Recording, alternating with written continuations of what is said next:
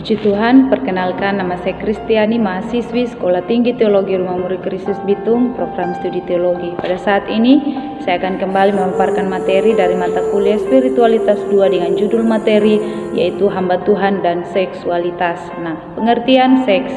Nah, secara umum, seks adalah pembagian dua jenis kelamin, yakni laki-laki dan perempuan yang ditentukan secara biologis. Nah, seks juga berkaitan dengan karakter dasar fisik dan fungsi manusia. Nah, mulai dari kromosom, kadar hormon, dan bentuk organ reproduksi. Nah, dalam konteks kekristenan, seks ini diciptakan oleh Tuhan. Artinya Tuhan menciptakan seks. Nah, dua jenis kelamin yaitu perempuan dan laki-laki. Nah, faktor yang mempengaruhi seksualitas yaitu genetik dan lingkungan. Lingkungan sangat berpengaruh dengan seks. Nah, genetik. Faktor genetik dalam seksualitas merujuk pada pengaruh genetik atau warisan genetik yang mempengaruhi orientasi seksual, identitas, gender, dan perilaku seksual seseorang.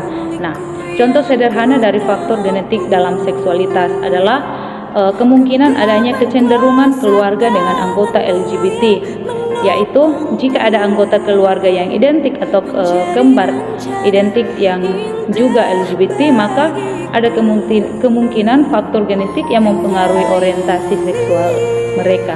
Nah, sementara itu faktor lingkungan dalam seksualitas merujuk pada pengaruh dari lingkungan sosial atau budaya dan pengalaman individu yang mempengaruhi orientasi seksual, identitas, gender, dan perilaku seksual.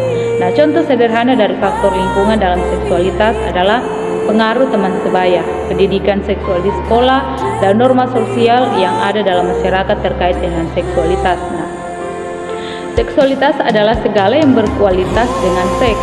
Dalam hal ini yaitu hubungan seks. Nah, seksualitas adalah rancangan Tuhan. Tuhan yang merancang, Tuhan menciptakan seks, dan ada dua jenis seks yaitu perempuan dan laki-laki. Nah, dalam banyak agama, dalam agama kita, agama Kristen, seks itu dianggap sebagai suatu anugerah Tuhan yang diberikan kepada manusia untuk dinikmati dalam konteks pernikahan yang sah antara seorang pria dan seorang wanita.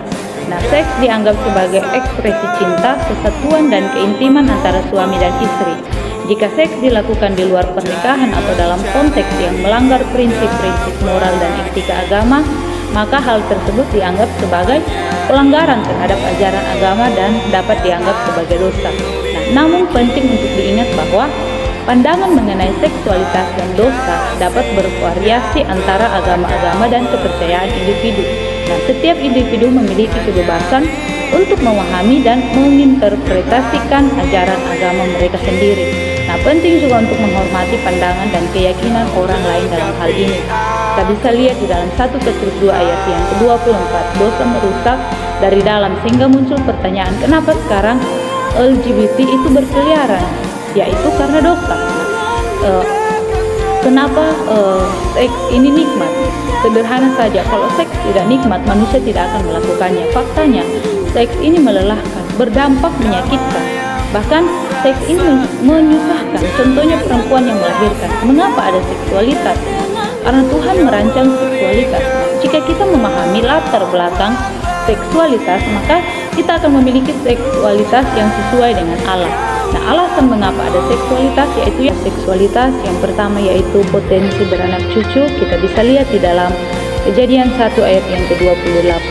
Tujuan Tuhan untuk melaksanakan amanat budaya seksualitas adalah cara Tuhan untuk melaksanakan tanggung jawab potensi yang Tuhan percayakan.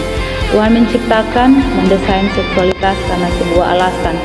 Asal mula seksualitas pertama yaitu supaya manusia mampu melaksanakan kepercayaan yang Tuhan berikan. Puji Tuhan, Tuhan Yesus memberkati. Haleluya.